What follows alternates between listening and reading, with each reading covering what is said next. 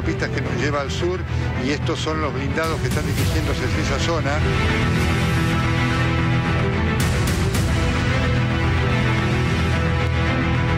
Estoy viendo porque hay un sobrevuelo de un caza, El espacio aéreo es surcado por...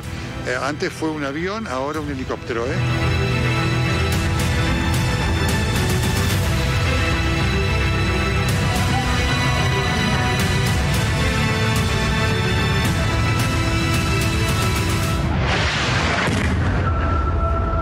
Estamos escuchando alarmas, ¿sí? Todas estas zonas.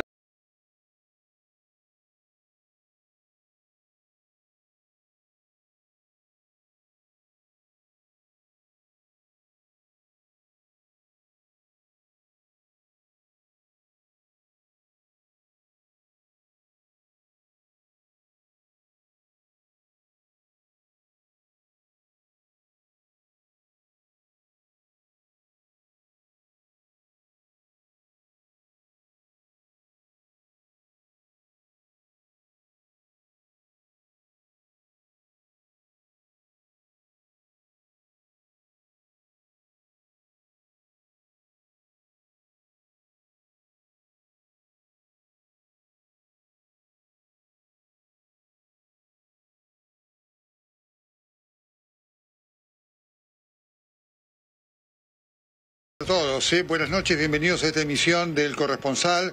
Estamos abriéndola aquí desde Tel Aviv.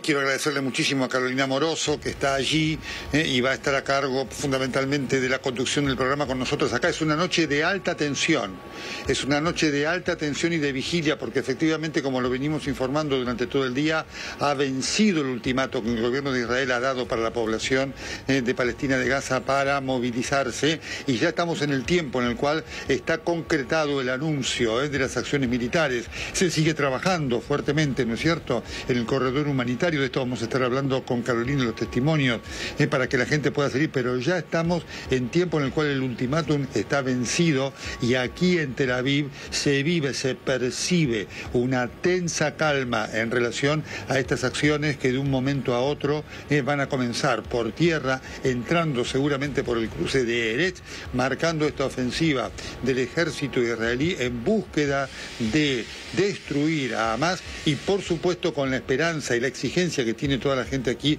de recuperar vivos y salvos a los rehenes, algo que parece hoy por hoy imposible. Así que este es el ambiente con el cual estamos empezando esta emisión del Corresponsal aquí directamente desde Tel Aviv. Carolina, te saludo con enorme gusto.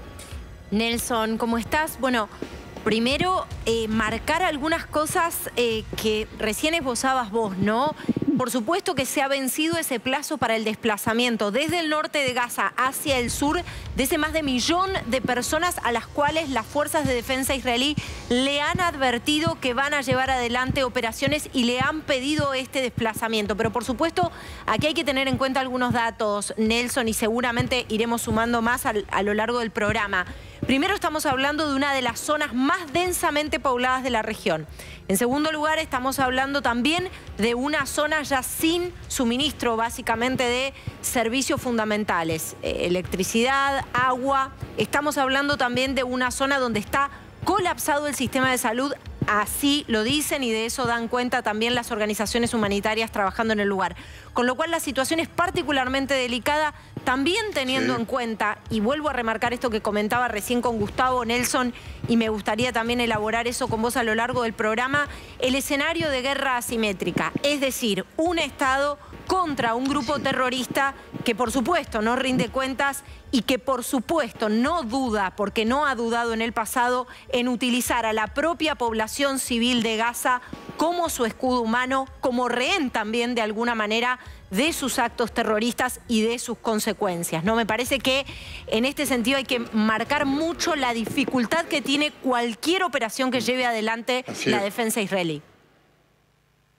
Efectivamente, Carolina, este es el punto y este es el panorama y el contexto que vos muy bien definís y que le da a esta acción una tensión desde el punto instrumental enorme, y por supuesto después una desde el punto de vista humano fenomenal. Porque claramente aquí va a morir gente, esto hay que tenerlo en cuenta, y esto hay que hablarlo con esta crudeza, que es la que muchos están utilizando aquí, ¿no es cierto? Y por supuesto esto va a tener consecuencias, no solamente para las vidas, para las familias sociales y demás, sino políticas. En un contexto, además, Carolina, muy complicado para el gobierno de Benjamin Netanyahu, porque hoy las manifestaciones que nosotros vimos y cubrimos en la mañana marcan una responsabilidad, una adjudicación de responsabilidades muy fuerte de una parte muy importante de la población de Israel a Benjamin Netanyahu por ocuparse de querer acceder al poder público y descuidar toda la defensa de Israel, y la exigencia entonces de que junto con el aniquilamiento de Hamas se produzca la recuperación, el rescate de los rehenes con vida. Así que ese es un elemento que junto con este contexto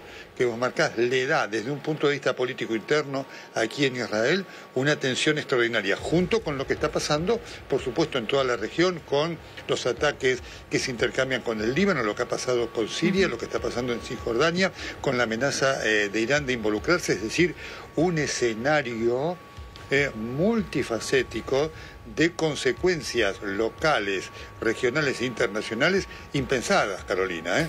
Absolutamente, Nelson. En ese sentido me parece importante remarcar que las amenazas para Israel y, por supuesto, el despliegue de la defensa israelí es en múltiples frentes, como bien marcabas vos. Y déjame decirte y añadir algo que vos venías marcando también, que la amenaza norte, o sea, la amenaza del Líbano, o que puede venir desde el Líbano, es nada menos que la amenaza Hezbollah, que es mucho más fuerte en términos operativos y en términos de su capacidad de despliegue que la amenaza de Hamas, ¿no? Por las características de la organización. En ese caso ya sí, con un respaldo más existencial por parte de Irán, ¿no? Ahí estamos viendo la imagen en vivo mientras hablamos de Gaza y, por supuesto, la imagen de abajo es Tel Aviv, Gaza a oscuras, y abajo, a la derecha, Tel Aviv. Exactamente. Como vos lo ves, Carolina, y es importante para que vos lo puedas señalar con la gente, van a ver que hay...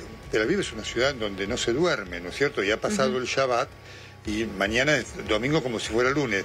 Suele haber mucha gente. Esto que vos estás marcando en la imagen, ¿no es cierto? Para remarcarlo, las calles desiertas, Sí, por supuesto que esta es una imagen que se repite, ¿no? A lo largo de estos días. Gonza, quiero que actualicemos las últimas novedades, lo que ha sucedido en estas últimas horas. Nosotros conversábamos hace algunas horas en TN Internacional con Ronnie Kaplan, que es vocero del Ejército de Israel, y básicamente decía que si bien ya se habían producido, y fue noticia en el día de ayer, que se habían producido unas primeras incursiones en territorio, esta gran incursión terrestre de la defensa israelí en Gaza por ahora no confirmaba detalles operativos sobre eso. Y me parece que, por supuesto, tiene que ver con el secreto de las operaciones militares y de cuándo, en efecto, se van a concretar, ¿no? Definitivamente, Caro. Lo que se sabe es que por fuentes del gobierno israelí y personas cercanas a Benjamin Netanyahu, esta incursión se producirá por tierra, por aire y por agua. Y atención, porque hace unos pocos minutos nada más, el propio primer ministro Benjamin Netanyahu dijo: la siguiente etapa está llegando. La siguiente etapa está llegando. ¿Y cuál es la siguiente etapa? Es justamente la incursión terrestre a la Franja de Gaza. Se sigue trabajando en lo que es el movimiento de los civiles del norte a sur a la franja. Pero déjame agregarles también unos elementos que complejizan aún más la situación. Confirmó Israel también en esa misma conferencia y en ese mismo encuentro que volvió a bombardear el aeropuerto de Alepo. Alepo es la segunda ciudad más importante de Siria. Lo bombardeó porque, según entiende Israel, Siria está trabajando de forma muy cercana con Irán, y tienen también sospechas que la Guardia Revolucionaria iraní está llegando a Siria para atacar desde Siria a Israel. Y este enfrentamiento ya se produjo hace algunas pocas horas con unos intercambios de artillería en los altos del Golán, este territorio lindero, este territorio limítrofe entre Siria e Israel, lo que hace aún más extrema y más sensible la tensión reinante entre Israel y Siria, y como bien ustedes marcaban, en el norte del país, donde se suma también el Hezbollah. Sí, Marco, Gonza, porque decías, volvió a bombardear Alepo, que el aeropuerto de Alepo, o mejor dicho, el aeropuerto de Alepo, porque tanto el aeropuerto de Alepo como el aeropuerto de Damasco habían quedado fuera de operaciones luego de lo que las autoridades sirias habían denunciado había sido un ataque por parte de Israel que había obligado a un avión proveniente de Irán a volver a Teherán. Digo, porque todo este entramado hay que leerlo en clave regional, Nelson. Bueno. Sí, efectivamente, esto es muy importante, Carolina, porque da la dimensión de lo que está pasando acá. No es un efecto local, sino acá, digamos, cambia el mundo, Cambia el mundo en relación a este conflicto. Y para la gente que está acá, porque es una cosa muy notable, como estas cosas, estas ideas que parecen, obviamente son parte del análisis político, están presentes también en la gente, ¿no? Israel es la única democracia de la región, así que si Israel desapareciera acá, digamos, esto se transforma en algo terrible en cuanto a la absoluta regresión de lo que representan los valores de la libertad, la pluralidad y demás. Así que hay mucho en juego esto y obviamente en relación a lo que es la vida de la gente y la vida de otros, ¿no? Y de la vida del resto de los países. Así que aquí se juega una parte muy importante del equilibrio mundial, en virtud de lo que aquí se genera, ¿no? Hay que recordar que la Argentina recibió 2 atentados como consecuencia de todo el accionar de Hezbollah, Irán y demás. Es decir, acá se generan hechos, ¿no es cierto?, por parte de las estructuras terroristas que repercuten en todo el mundo. Por lo tanto, aquí está en juego también el equilibrio del mundo, como vos bien lo venís explicando junto con Gonzalo a lo largo de toda esta semana, ¿no? Sí, Nelson, definitivamente la percepción es que algo cambió y cambió sustancialmente. Y yo le preguntaba hoy también, cuando hablábamos con Ronnie Kaplan, si es que es este conflicto o si es que el conflicto de fondo tiene que ver con un choque de mundos, ¿no? Si es que la avanzada de Hamás sobre Israel, por supuesto en la carta fundacional de Hamás está la eliminación del Estado de Israel y hay un conflicto específico, pero si es que el conflicto latente no termina siendo una afrenta contra Occidente, ¿no? Y contra los sistemas y el sistema de valores con los cuales se organiza, por ejemplo, una democracia liberal como es Israel, que por supuesto tiene sus fisuras y sus problemas, ha estado a la vista en los últimos meses con la reforma judicial y las fracturas internas que eso generó, pero independientemente de eso, me pregunto si el conflicto latente, si el telón de fondo no es eso, Nelson.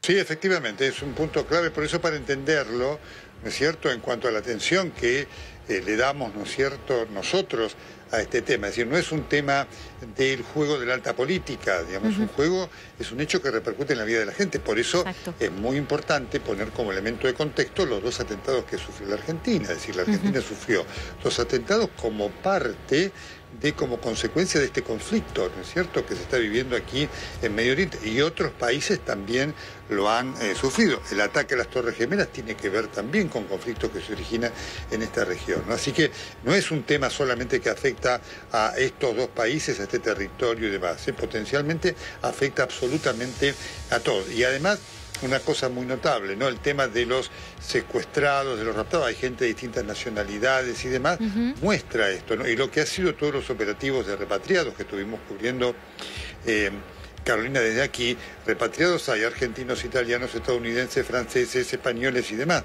O sea, es un punto, este es un hecho que conmueve al mundo como tal, no en la alta política, sino en la vida real de gente, es de gente de carne y hueso. Claro, Nelson, sin ir más lejos, hemos visto en la jornada de hoy masivas manifestaciones a favor de Palestina en las principales capitales europeas. Sí, claro, inclusive como sucedió ayer, donde un profesor en Francia, al norte de Francia, perdió la vida a manos de una persona que lo acuchilló al grito de Alá es grande.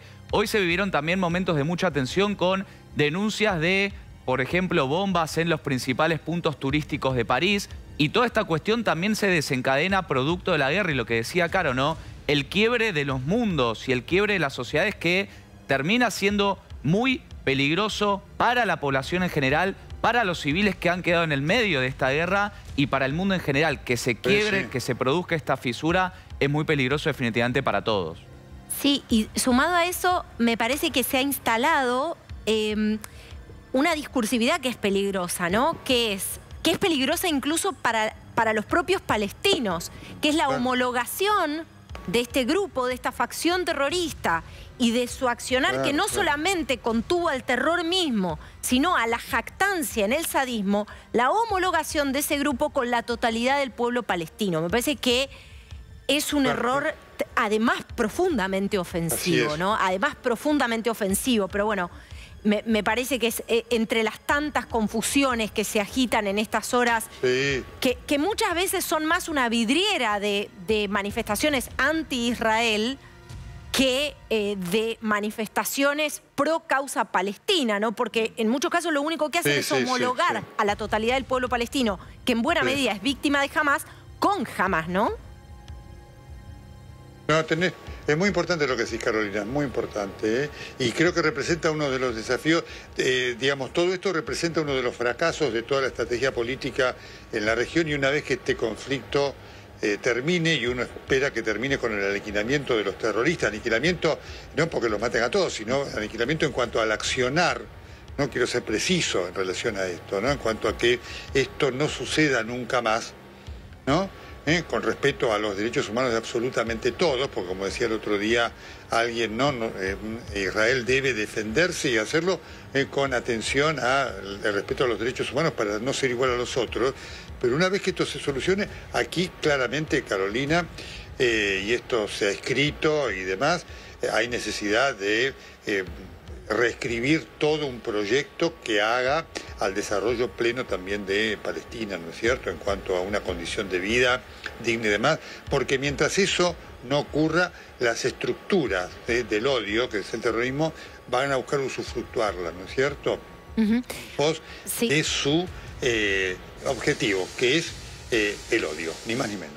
Quiero volver a un punto clave, porque parece que pasaron muchos días o que pasó mucho tiempo y estamos reflexionando sobre el telón de fondo, pero quiero volver una semana atrás, poco más de una semana atrás, sábado 6:30 de la mañana, hora de Israel, una irrupción terrestre, y marco lo de la irrupción terrestre porque por supuesto hubo misiles conforme a lo que dijo Hamás como parte también de su golpe propagandístico, 5.000 misiles lanzados. Israel habla de poco más de 2.500, que igual es una cifra sideral. La defensa antiaérea de Israel es muy robusta. No obstante, el elemento, si se quiere, tristemente novedoso o fatalmente novedoso, es esta incursión terrestre brutal, sádica, bien signada por la lógica del terror. Y te pregunto, Nelson, por lo que esto ha causado en la población civil, ¿no? Israel, se sabe, es un polo tecnológico, ha puesto buena parte de su tecnología en función de su defensa. Pero ¿qué pasa con este otro elemento de la desconfianza, de no poder hacer lo más cotidiano, lo más básico, porque la gente fue masacrada cuando estaba en sus casas, cuando sus hijos estaban durmiendo? ¿Qué pasa, qué sentís vos, qué hay en el aire con respecto a esto, a lo más básico y a la confianza que se puede establecer o no en la calle? Ustedes han llegado hace pocos días, ¿qué percibís? Bueno, este es un punto muy importante, Carolina, porque es un cambio en la vida social que a mí me hace acordar mucho lo que pasó el 11 de septiembre en los Estados Unidos. Es decir, hasta el sábado pasado, y esto te lo dice por lo menos todo el mundo con el cual hablamos, hasta el sábado pasado la gente decía, bueno, nos puede caer un cohete. Bueno, esto es un tema, es una desgracia, pueden destruirnos la casa y demás, pero sabemos que hay defensas antiaéreas, sabíamos cómo está funcionando, tenemos una cierta protección. Desde el sábado pasado, la gente dice, pueden llegar a la puerta de mi casa y matarme cara a cara. Tanto es así que no solamente en las zonas del sur, sino también acá lo hemos visto en Tel Aviv, el otro día hablábamos con Silvia, una formoseña que está viviendo aquí, hay mucha gente que cuando se va a dormir pone tras la puerta un sillón, un mueble y demás, como si eso, en el caso hipotético que llegara un terrorista, la protegiera de algo. Pero mirá lo que ocurre, ¿no es cierto? Entonces, hay gente que dice, yo desde hace una semana no duermo más tranquila. Yo tengo, en algún caso del que no conozco, me decía el otro día una señora, estaba yo en la calle y vinieron pasaron dos personas, a quienes yo no conocía de mi barrio, y me asusté. Entonces, el miedo se ha incorporado como parte de la vida cotidiana de una sociedad que se sentía muy segura, en cuanto acá el delito es realmente mínimo. Claro. ¿No es cierto? Y el otro tema es la vulnerabilidad. Entonces, esto que vos señalaste, ¿no? La gente tenía, acá está muy presente el tema de lo que es el ejército, porque el ejército está prestigiado. Sí, claro. Y toda la sociedad pasa por el ejército. Entonces, la gente te decía, yo creía que el ejército, cuando digo el ejército, las Fuerzas Armadas tenían todo para protegerme. Hoy me doy cuenta que no es que somos vulnerables. Esos dos elementos, miedo y vulnerabilidad, que están absolutamente coligados, hoy son elementos nuevos, consecuencia de lo que pasó hace una semana. No obstante, Nelson, lo que percibo al menos de los testimonios, obviamente vos estás allí en el lugar, así que corregime si estoy teniendo una percepción sesgada, pero lo que percibo, sobre todo en los testimonios de la gente joven, es una moral muy alta, considerando lo que han vivido, sí, que es profundamente traumático, pero una convicción muy profunda. Incluso hemos visto a muchos jóvenes volviendo a Israel para pelear y muchos de ellos están siendo movilizados. Recordemos, estamos hablando de 300.000 personas movilizadas entre hombres y mujeres, ¿no? Realmente esto me impresiona mucho, ¿no? Más allá de lo que vos decís, obvio, lo que se desprende es que hay puntos de vulnerabilidad, sobre todo en la inteligencia militar, eso ha quedado al descubierto, pero claramente la población me parece que en este sentido está encolumnada muchísimo más allá de las diferencias políticas que las hay en Israel, ¿no? Eso es absolutamente así.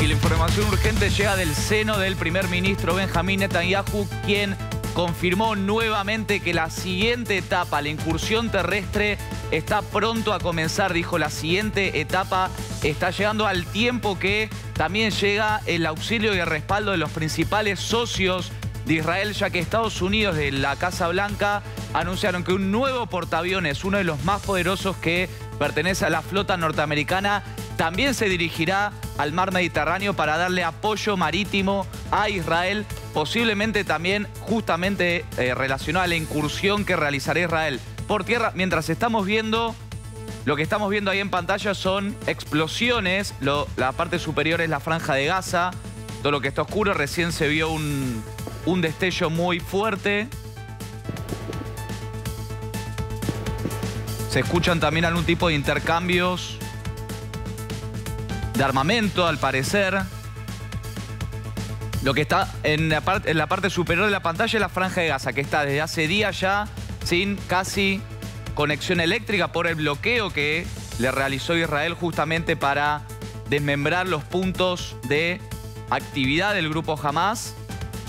Y una franja de Gaza que recibió, como recién mencionaba Carolina, por lo menos 5.000 ataques aéreos por parte de Israel, mientras se ve otro destello también en la parte superior derecha, lo que puede representar parte de esta estrategia, esta nueva etapa justamente que mencionamos que anunció el primer ministro Benjamín Netanyahu sobre la franja de Gaza. Así que una noche de máxima tensión, una noche que también se mantiene la tensión en el norte del país con el Líbano y con Siria. Y una noche en la que hace pocas horas nada más se activaron todas las alarmas antiaéreas en Tel Aviv, el centro del país, producto de distintos ataques con cohetes desde la franja. Una noche de máxima tensión en Israel que puede marcar un antes y un después también en esta guerra iniciada el sábado pasado por la incursión del grupo Hamas a territorio israelí.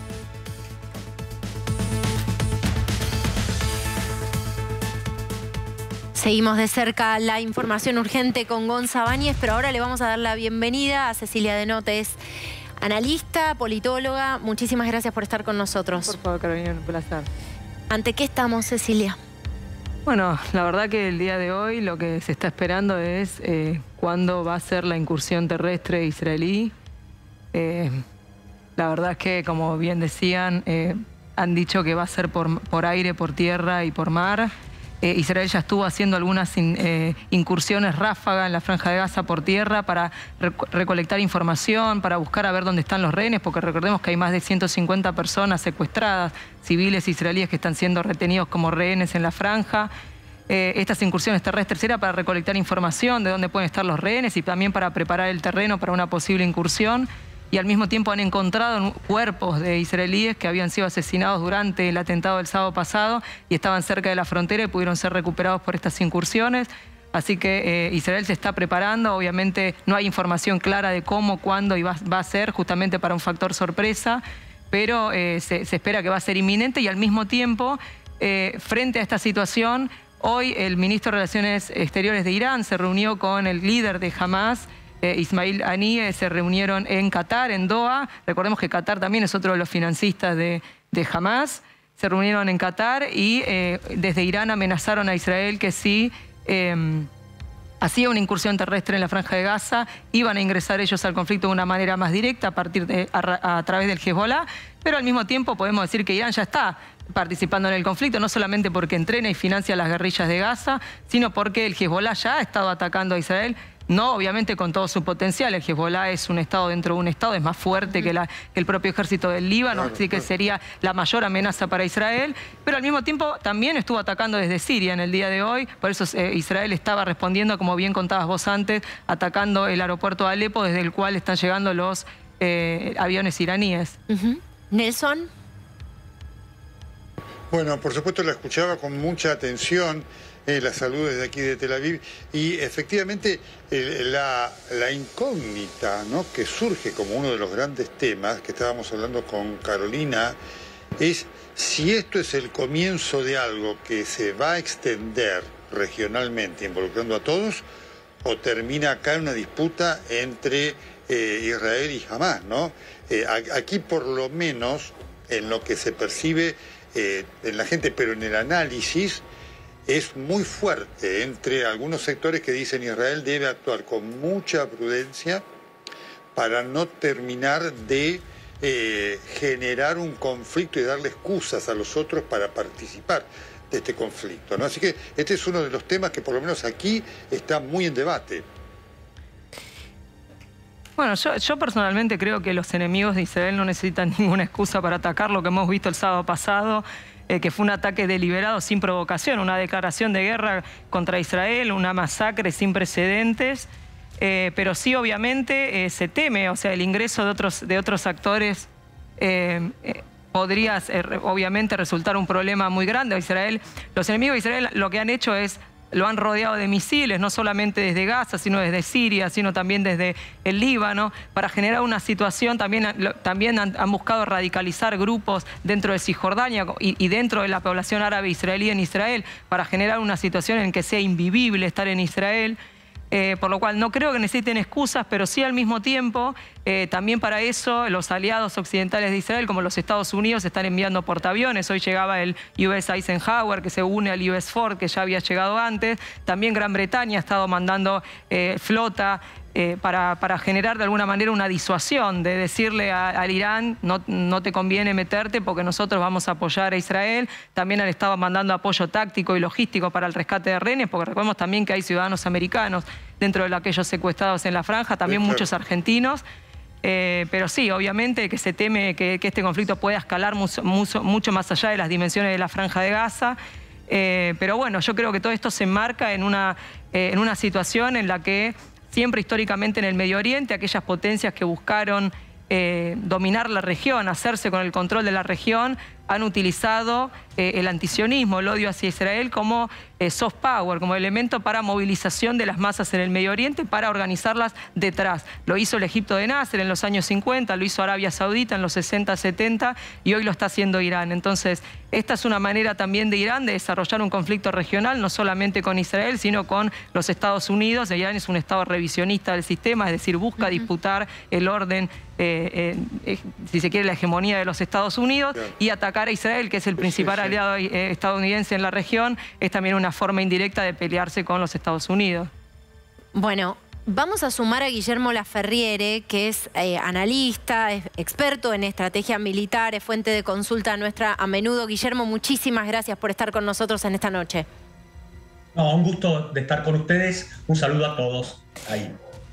Guillermo, quiero preguntarte por los escenarios, porque estamos viendo algunas manifestaciones, incluso desde Naciones Unidas, bueno, reprochándole a Israel esta nueva fase operativa de su defensa, ¿no? Entonces, empieza a haber, yo diría, paulatinamente un viraje de algunos posicionamientos con respecto a lo que está sucediendo, que en definitiva, bueno, lo dijimos, una incursión de un grupo terrorista en el territorio de Israel, la defensa de Israel, pero empieza a haber cuestionamientos. La pregunta es, desde el punto de vista de la estrategia y los posibles escenarios, ¿cuáles serán para Israel si realmente quiere disuadir a otros grupos que son amenaza en la región de hacer exactamente lo que hizo Hamás o algo peor? Mira, apenas inicien las operaciones militares, Israel va a saltar gran parte de Occidente a decirle tienen que moderarse y todo ese tipo de cosas que me parece a mí están totalmente fuera de lugar. Porque Israel recibió un ataque que ustedes lo estuvieron mencionando, que fue un ataque que es el inicio de una guerra. Y entonces Israel no puede de ninguna manera decir, bueno, nos vamos a sentar a hablar con estas personas, establecer una mesa de diálogo, llamar a alguna entidad religiosa para que medie. Tiene que proceder militarmente. Ahora, eso de que tiene que proceder militarmente no descarta que también tiene que tener cierta mesura en eso, porque sabe que le va a caer toda la opinión pública internacional en contra. Entonces, a mí me llama la atención algo que ustedes dijeron, que lo dijo el primer ministro Netanyahu, de que van a actuar simultáneamente desde el mar. Israel no tiene una infantería de marina, así que desde el mar uno tiene que interpretar que va a ser con el lanzamiento de misiles de sus fuerzas naval, sean de submarinos o de superficie. Desde el aire quiere decir su fuerza aérea y básicamente sus tropas de tierra, que van a hacerlo simultáneamente. Quizás de esa manera, y aquí termino, traten de generar una gran conmoción ahí en Gaza donde van a operar para tratar de facilitar esto. Pero indudablemente, cuando un ejército se mete en una localidad a combatir, siempre va a haber bajas de civiles. Y eso es lo que aprovecha Hamás, es lo que quiere Hamás.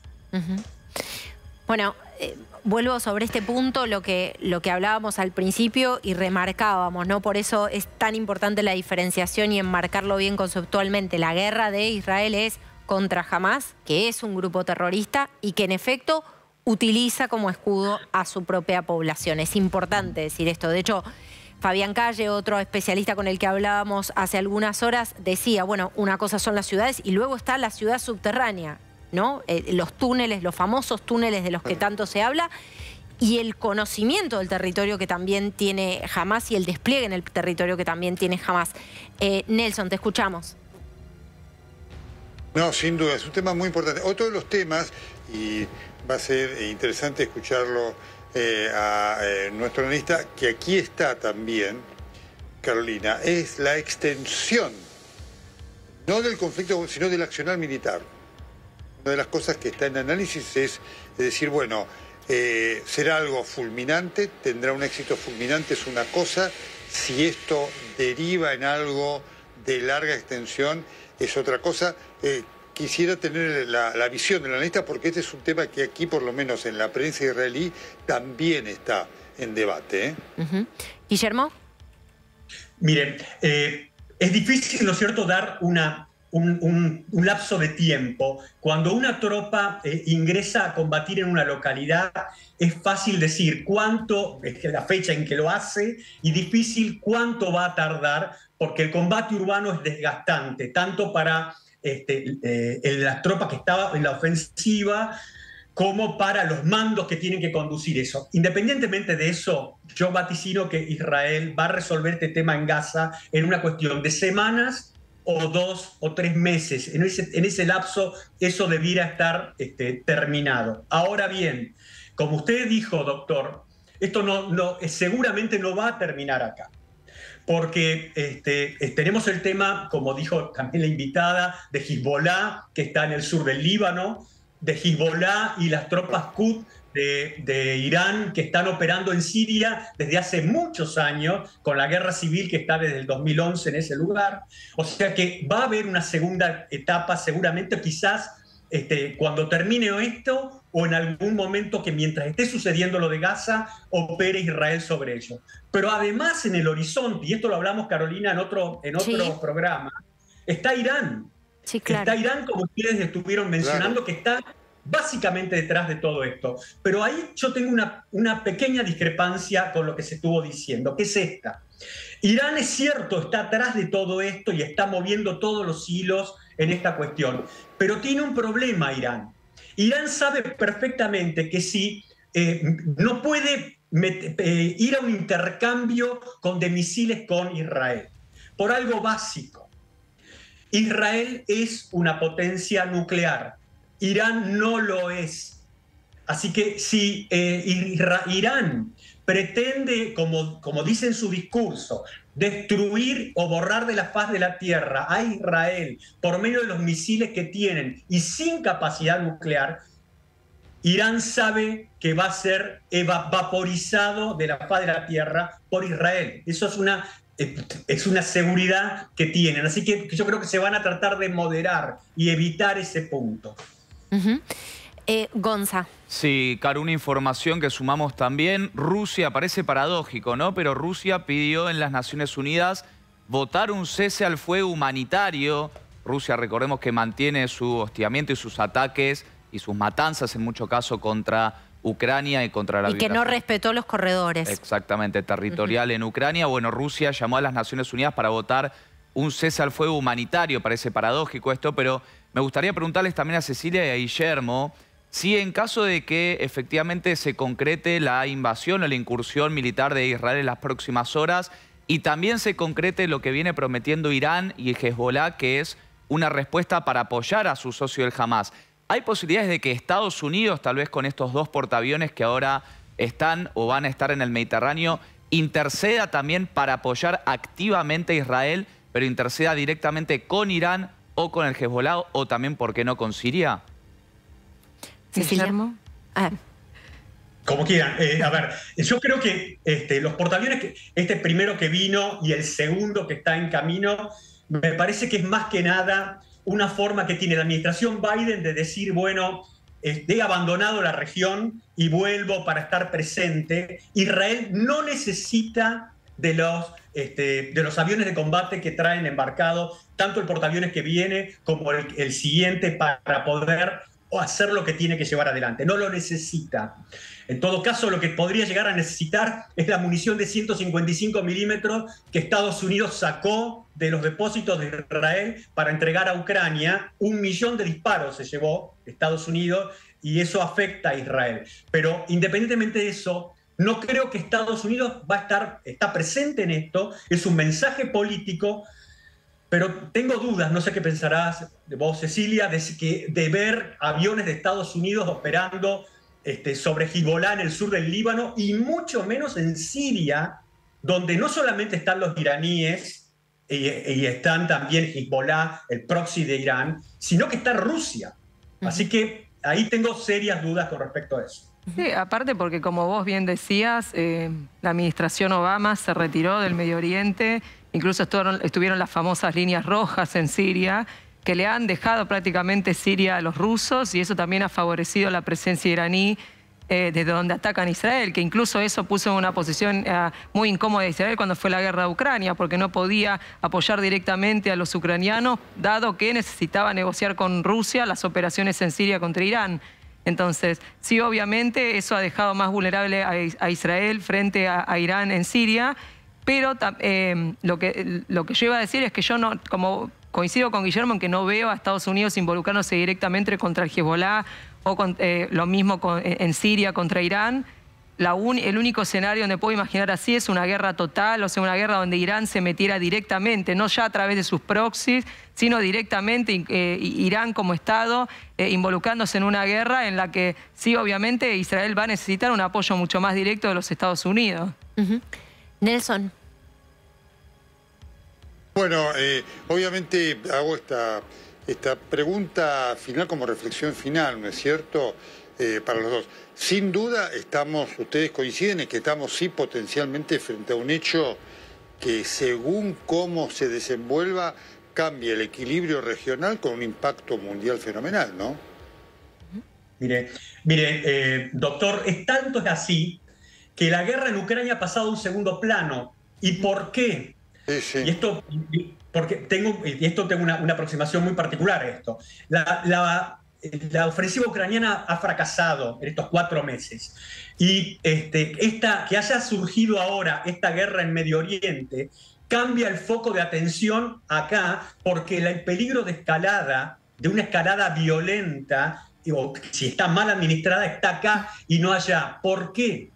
Porque es mucho más probable que Rusia entre el invierno que viene y el próximo verano boreal pueda terminar con esta guerra sin necesidad de amenazar del uso de armas nucleares. En cambio, en este escenario, la posibilidad de una escalada que escape fuera de control es latente. Por eso todo el mundo que decide, está mirando este escenario.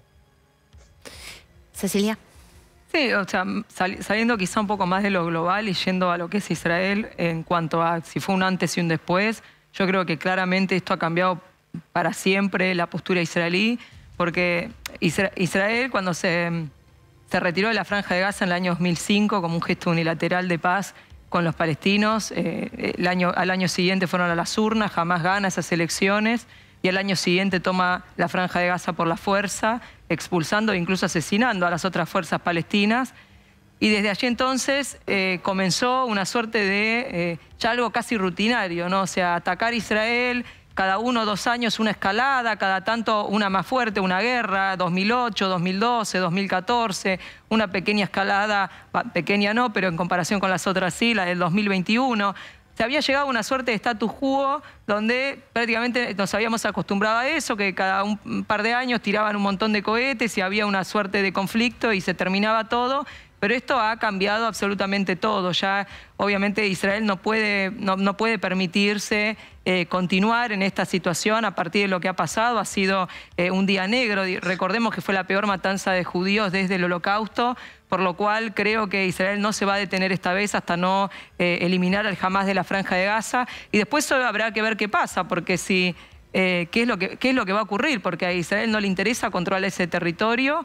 Le interesa que los palestinos puedan controlar ese territorio, por algo se retiró, pero al mismo tiempo no tienen interlocutor para poder negociar un plan de paz que pueda poner fin al conflicto. Entonces, a mí me parece importante también al mismo tiempo porque mencionaban al principio del programa, estas manifestaciones en Occidente a favor de los palestinos. Dicen que es a favor de los palestinos, pero yo no creo que sea así. O sea, los palestinos hoy están siendo también víctimas de este conflicto. Están siendo utilizados como escudos humanos. Tenemos esta organización que utiliza todos los recursos de Gaza para atacar a Israel en lugar de mejorar la calidad de vida a su gente, y al mismo tiempo los expone a conflictos sin invertir absolutamente un peso en su seguridad. Incluso hoy estaba bloqueando las rutas de evacuación para que no pudieran evacuarse. Entonces, cuando hay... También, perdón, cabe una interpelación a Egipto con respecto al corredor humanitario, ¿no? Sin duda, que eso también es una suerte de hipocresía cuando se le reclama a Israel sobre el bloqueo que ejerce sobre la franja, cuando Hamás lo ataca constantemente, cuando Egipto tiene un bloqueo mucho más duro incluso, cuando no sufre ataques del Hamás. Entonces también son esas cosas que están esa doble vara a la hora de juzgar a Israel. Pero respecto a las manifestaciones, para cerrar el punto, me llama la atención que las manifestaciones, como vos bien decías, suelen ser más anti-Israel que a favor de los palestinos, porque cualquiera que esté a favor de los palestinos está en contra de que esta organización los someta a este terror que los somete hace 15 años. Incluso, como te decía, expulsó y mató a las otras fuerzas políticas de los palestinos. Entonces, me parece que lo importante en estos casos, en lugar de manifestarse a favor del Hamás, yo veía organizaciones que se dicen progresistas en Occidente celebrando a estos terroristas pasando en parapentes, utilizando la imagen del terrorista en un parapente como un símbolo de liberación. Me parece que eso es absolutamente aberrante y lo que hay que hacer es amplificar las voces de los palestinos que buscan la paz, que buscan la convivencia pacífica con Israel. Caro, perdón, no te quiero interrumpir. Si podemos volver un segundo a la imagen de la Franja de Gaza, porque se estaban viendo nuevamente fogonazos en la parte superior, que es justamente la Franja de Gaza, en sectores similares a los que habíamos visto hace algunos minutos nada más. Obviamente no tenemos confirmación si se trata de un ataque de Israel hacia la Franja de Gaza o, por qué no, también algún lanzamiento de cohete desde la propia franja hacia el territorio israelí. Pero se están viendo, y lo que venimos marcando, ¿no?, una noche de movimiento militar y una noche de tensión y una noche en la que, como se ven las imágenes que están en vivo en Israel, en Tel Aviv, en Ashkelon, abajo a la izquierda, y la parte superior en la Franja de Gaza, hay intercambio en el medio de la noche, allí son las 4 de la mañana casi, intercambio militar, así que se ve una noche muy activa y una tensión que se mantiene y muy alta también. Bien, y tenemos novedades que tienen que ver con una manifestación de la Cancillería Argentina, en este caso exigiendo la inmediata liberación de los rehenes de todas las nacionalidades. A ver, Gonza, me parece que esto es una manifestación que llega un poco tardía, ¿no? Sí, frente a lo que ha sido el conocimiento, el público conocimiento de distintos casos de argentinos que reclaman por sus seres queridos, ¿no? Definitivamente, porque no son solo argentinos, claramente las personas que están desaparecidas, también hay norteamericanos, hay de todas las nacionalidades, pero bueno, la Cancillería Argentina pide y exige justamente la liberación de estos rehenes. Recordemos que Hamás dijo que no iba a entablar negociaciones hasta tanto no dejara Israel de bombardear sus posiciones, y la Argentina exige la inmediata e incondicional liberación de los rehenes. Y acá me gustaría marcar también un dato a tener en cuenta, y hablando con distintas fuentes del Palacio San Martín en las últimas horas, hay 15 argentinos oficialmente desaparecidos, pero la lista podría ser mucho más grande. ¿Y por qué digo que podría ser? Básicamente está llegando la información a cuentagotas desde Israel a la Argentina, porque básicamente no se tiene información. Entonces lo que se presume es que hay más argentinos desaparecidos y posiblemente también secuestrados. Y por eso la información, la publicación, el comunicado de Cancillería que salió hace unos minutos nada más, exigiendo la liberación de justamente estas personas que están secuestradas por Hamás. Bien, gracias, Gonza. Vamos a estar ampliando esta información. Por supuesto, seguimos analizando con Nelson Castro, con Cecilia Denotti, con Guillermo Laferriere también, todo este telón de fondo que tiene que ver con un conflicto largo. Así que, si les parece, después de la pausa vamos a estar hablando de esto, el horizonte de encontrar posibles, no quiero hablar de negociadores porque es imposible negociar con una organización terrorista, pero interlocutores, ¿no? Estaba viendo la agenda de reuniones del secretario de Estado de los Estados Unidos, Anthony Blinken, hablando con autoridades cataríes. Quiero preguntarles por este punto y, por supuesto, por la dimensión humana, más allá de las cifras, más allá de lo que venimos hablando en términos políticos y geopolíticos, está la tragedia humana y el duelo de un pueblo, el pueblo israelí, víctima de un ataque brutal, y por supuesto la situación gravísima en términos humanitarios en Gaza. Hacemos una pausa, ya venimos. Donde estaba el supermercado, el noticiero con Guillermo Lobo y Lorena Maciel, justo donde estuvimos nosotros. Esto es ahora, alarma 5 de la tarde, son las 5:02 acá. Acá, miren. Miren esto que acaba de... impactante, lo acaban de ver, Sí, acá arriba. Acaba de pasar arriba nuestro, lo acaban de ver, Paula. Acá arriba. Estamos, mira, corrémonos. Vengo a la cúpula de hierro, cuidado. Vengan para acá, vamos. Vamos. Perdón, Paula, vamos.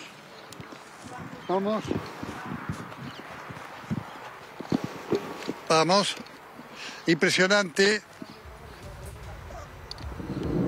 Bueno, muy bien, vamos. Carolina, esto fue lo que vivimos hoy, ¿no? Es decir, estábamos hablando de lo que es la doble cúpula de hierro que protege, y sin saber que efectivamente a metros de donde estábamos nosotros había uno de los lanzacohetes que constituyen esa doble cúpula de hierro que interceptó a un proyectil que venía exactamente al lugar donde estábamos nosotros. Así que fue una vivencia como la imaginás, como te tocó vivir a vos también en la cobertura de la guerra de Ucrania y Rusia, muy fuerte. Esto es la guerra, para que veamos, esto es Tel Aviv, esto era Tel Aviv, esto es lo novedoso, no era solamente la zona sur, esto era hoy mediodía de Tel Aviv, Carolina.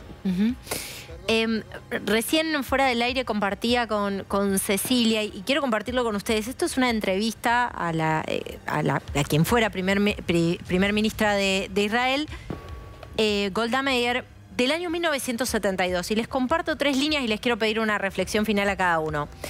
Le pregunta a Oriana Fallaci, ¿teme que la guerra entre Israel y los árabes pueda estallar de nuevo? Sí, es posible que sí, porque verá usted, muchos dicen que los árabes están dispuestos a firmar un acuerdo con nosotros, pero en estos regímenes dictatoriales, ¿quién nos asegura que un acuerdo signifique algo? Y con esto retomo la pregunta que les hacía antes de que nos fuéramos a la pausa, que es, ¿cuál es el horizonte de encontrar realmente una resolución duradera? La realidad es que en los últimos años, afortunadamente, se ha visto que el mundo árabe, frente a la amenaza iraní, también es una cuestión geopolítica, pero le ha bajado el tono a su disputa con Israel. Muchos países han estado dispuestos a firmar acuerdos de paz, los acuerdos de Abraham con los Emiratos Árabes, con Marruecos, con Sudán, con Bahrein, incluso Arabia Saudita en las semanas previas a este conflicto había dado unos gestos que eran históricos, un monarca árabe hablando normalmente, con total naturalidad, de una posible normalización con Israel. Entonces yo en ese sentido creo que parte del mundo árabe está abandonando ese irredentismo, ese odio que antes tenía con Israel, pero lamentablemente siento también que, como te decía antes, como hay países del Medio Oriente que tienen estas pretensiones hegemónicas y necesitan utilizar el antisionismo, el odio hacia Israel como política de soft power, fomentan la intransigencia y el extremismo en la sociedad palestina porque necesitan mantener esa causa viva porque la utilizan como política exterior. Entonces, lamentablemente hay mucha gente que fogonea ese tipo de cosas en lugar de buscar realmente, porque la realidad es que lo que hay que crear es incentivos para que los líderes palestinos decidan sentarse a firmar un acuerdo de paz con Israel. La clave del conflicto es que nunca jamás el liderazgo palestino ha aceptado la existencia de Israel en ninguna extensión del territorio. Ha rechazado absolutamente todos los planes de paz. Entonces, lo que es importante, lo que es necesario, porque Israel, se retiró de la Franja de Gaza y obtuvo como respuesta a esto. Jamás tomó el poder y lo ataca constantemente, por lo cual no se puede retirar de Cisjordania sin un acuerdo de paz que le garantice su seguridad. Entonces, lo que hay que hacer es generar incentivos para que los palestinos, los líderes palestinos, se sienten a negociar una paz con Israel, porque los palestinos también lo necesitan. Los palestinos necesitan fronteras seguras y no estar gobernados por organizaciones terroristas que los usan como escudos humanos. Entonces, eso es lo que hay que hacer. Esos incentivos son los que hay que generar en lugar de fomentar a que se mantenga una postura intransigente y extremista. Muchísimas gracias, Cecilia, favor, de verdad, por estar con nosotros. El cierre para Guillermo Laferriere. Coincido totalmente con lo que dijiste y sumo a una cuestión más.